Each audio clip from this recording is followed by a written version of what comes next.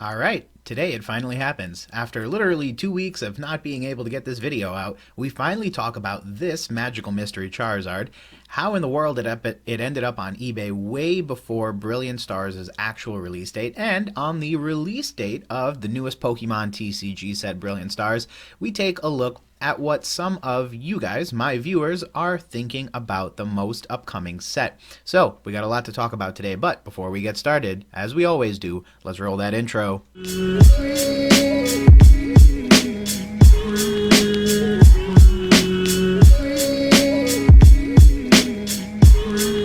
Hey Gengar Gang, what is going on?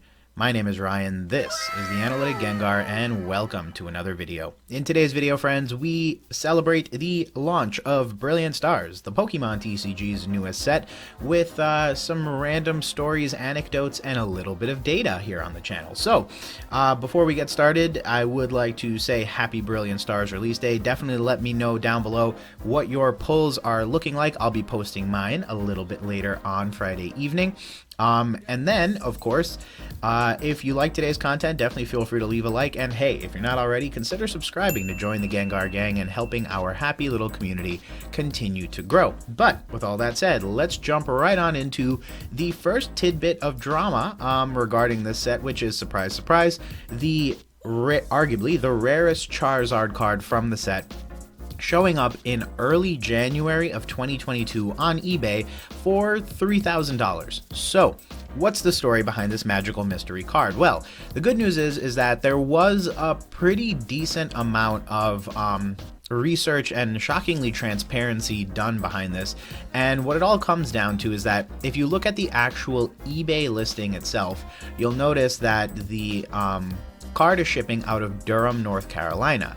Now, unsurprisingly, down in the South, there are many different printing groups that Pokemon contracts with in order to print various trading card sets. And that's usually how most American stores and distributors, blah, blah, blah, will be able to get Pokemon cards printed in English to sell here in the United States. So, unsurprisingly, it seems that during the production of these cards, which of course would happen before the launch date of the particular cards, one of these was stolen by an employee of Millennium Printing Group.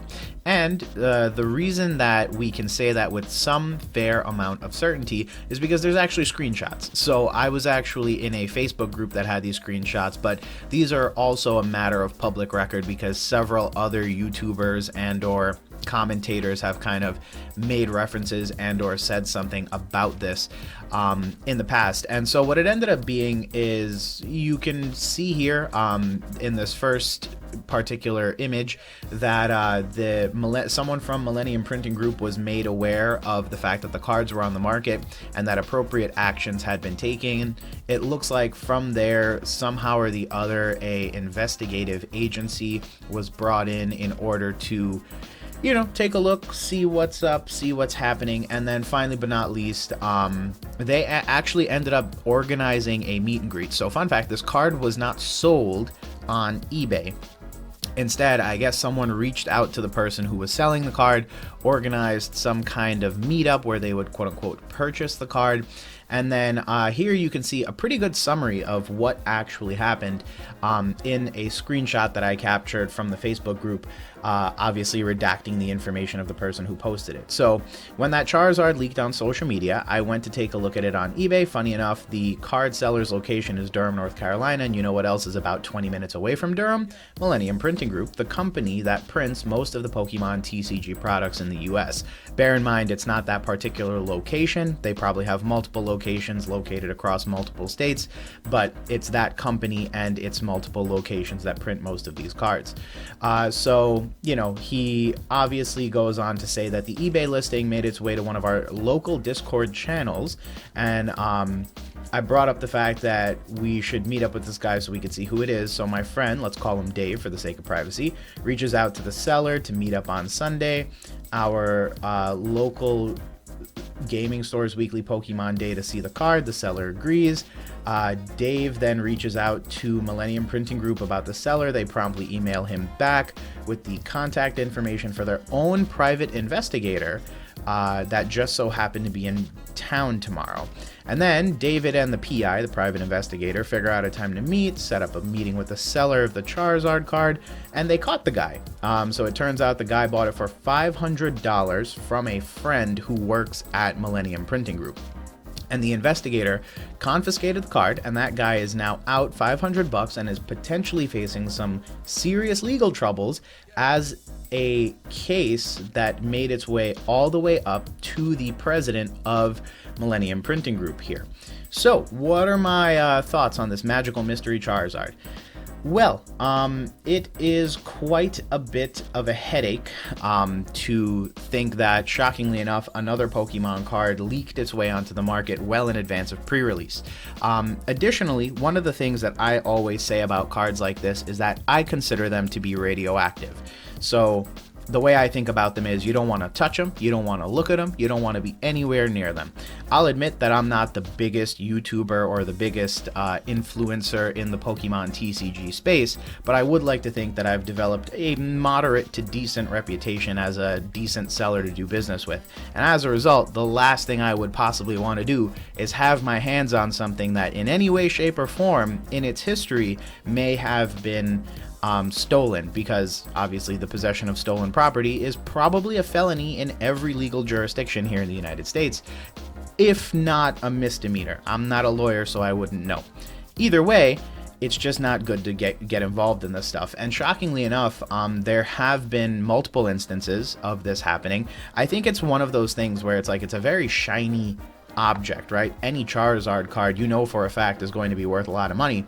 And so it's not uncommon to hear stories of other cards that have been stolen, such as the Shining Fates Charizard, which also magically appeared on the market well in advance of its actual release date. In fact, someone from CGC actually graded that card as a inadvertent early release.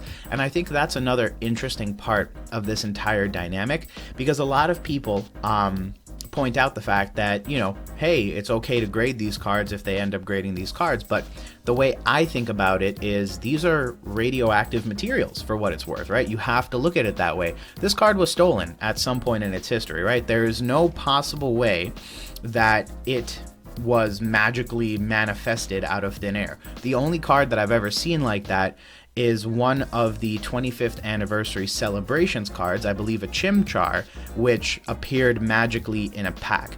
And that's okay, because that quite literally is a inadvertent early release.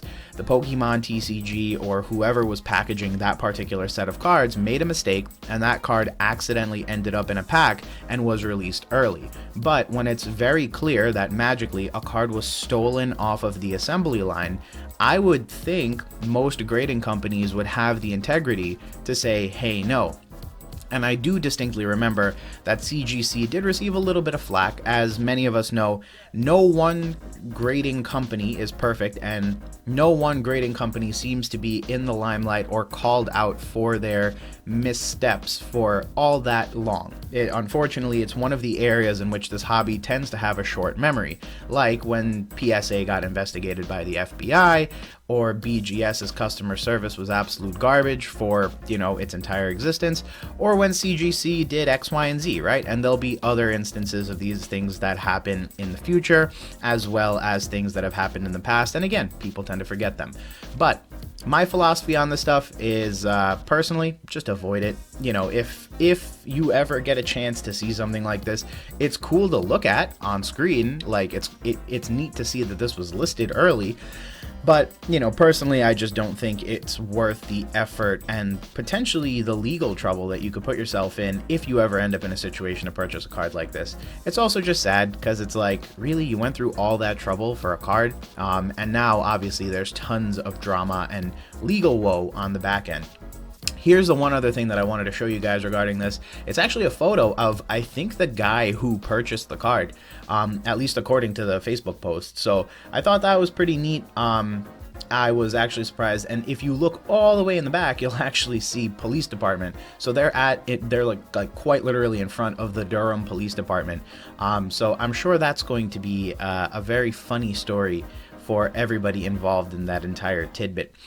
So that is the story of the magical Charizard that appeared on market, and probably a good explanation as to why you should probably just never participate in any of that stuff, even if you had the money to afford such a ridiculous posting. In a couple of months, probably in this case in a couple of weeks, the card was going to be generally available on the market for a lot cheaper, and just the fact that it magically appeared before the actual release date of the card is usually a red flag, unless you can trace it down to a pack opening of a set that's already out and you can very clearly demonstrate that the card was never stolen. Otherwise, unfortunately, these cards tend to have a weird or suspect history about them, and as a result, it can be very, very dangerous to have these cards in your possession. The other thing to bear in mind is that it's only special before the release date. After the release date, that Charizard could have been mixed in with any other Charizard, and you would have never known. The only way to get it recognized is to get it graded as inadvertent early release, and CGC is probably one of the few grading companies that will do that right now. And even so, they've received so much flack for it that there is a chance that they may stop doing it as well. So, with all that said, let's move on to the next topic in today's video, which is, what do you guys think about Brilliant Stars? So, a couple of weeks ago, I asked a poll up in the community tab. By the way, you should go check that out if you haven't already. Tons of fun stuff happen over there. I definitely recommend it. By the way, I am giving away code cards. All you have to do is go check out the post. It tells you to email me. So just email me at the email that you're seeing on screen right now. You can also go check out the post and like it. And yeah, you'll get yourself some code cards for launch, and I believe now they actually work because the set has actually launched. So, what do you guys think about Brilliant Stars? Well, of the 51 votes that were received on that particular post, 43% of you said we are excited for the next set. Ditto. 37% of you said wondering when they'll stop putting Charizards into sets. So this was actually something that I debated, especially when I saw this Charizard pop up on eBay, because I was actually incredibly disheartened that in a set that looks to be focusing so much on Generation 4, that they would have, of course, brought in another Charizard card. And honestly, it was kind of annoying because I kind of wish they would leave Generation 1 in the dust, especially if you're going to focus on a Generation 4 set during your Generation 4 remakes, during the release of the video games that, surprise, surprise, are Generation 4. So, it actually surprised me when they put a Charizard in there, but after looking at the full set, and by the way, you can see the video where I looked at the full set here, one of the things I realized is that this set is incredibly well balanced. So I look back at a set like Burning Shadows, which had a Charizard in it, and I think to myself, well geez, in retrospect, that's the only thing that set really had going for it. You bought that set, and I have booster boxes of that stored away, and in the future I may do a video where we go Charizard hunting, but that's all that set is probably memorable for. Of course, people have their favorite cards, and perhaps some of the full art trainers are very good, but I think the general masses will only ever remember that set for the Charizard. Compare that to something like Hidden Fates, which yes, had a Charizard, but there were so many other favorite cards that people had from that set that you don't simply open that set hoping you get a Charizard. It's a big positive if you do pull a Charizard out of that set, but you could also pull the full art evolutions, some of the full art trainers, some of the even regular Pokemon cards, and the baby shinies have become fan favorites in their own right.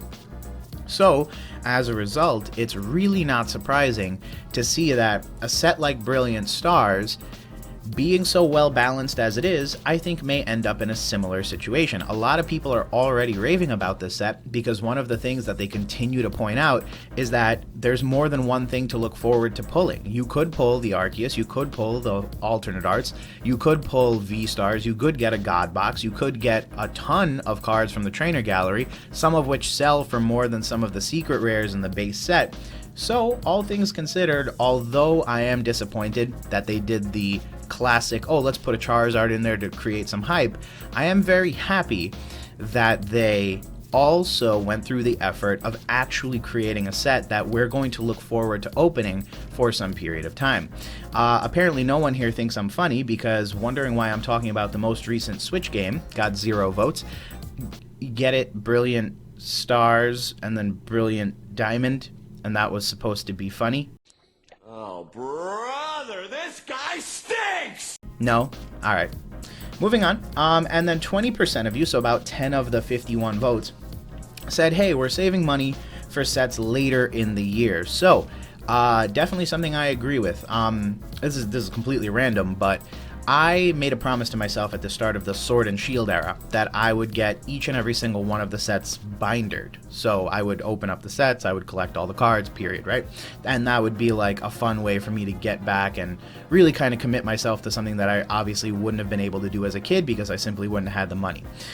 I don't blame those, however, who save money for select sets over the course of some period of time. And I think for the next generation of Pokemon, which is likely coming in 2023, I may move to that model. So I may not open up every single set just for funsies and going for 100% completion.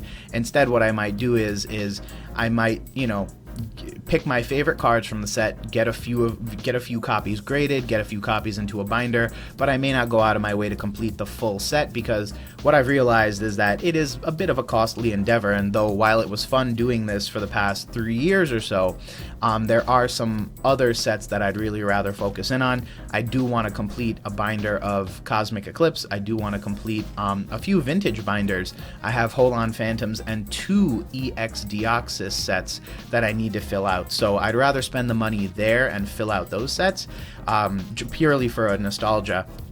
And then in the future, I can always flip back and forth between the two. In terms of sets coming out this year, we know for a fact that Astral Radiance will likely be our next set. And then after that, it looks like we might get the Pokemon Go set in early summer, and then another set probably for August. The Pokemon Go set doesn't necessarily pique my interest. Again, it might be one of those things I do just to do because I made a promise to myself that I'd get every single Sword and Shield era set.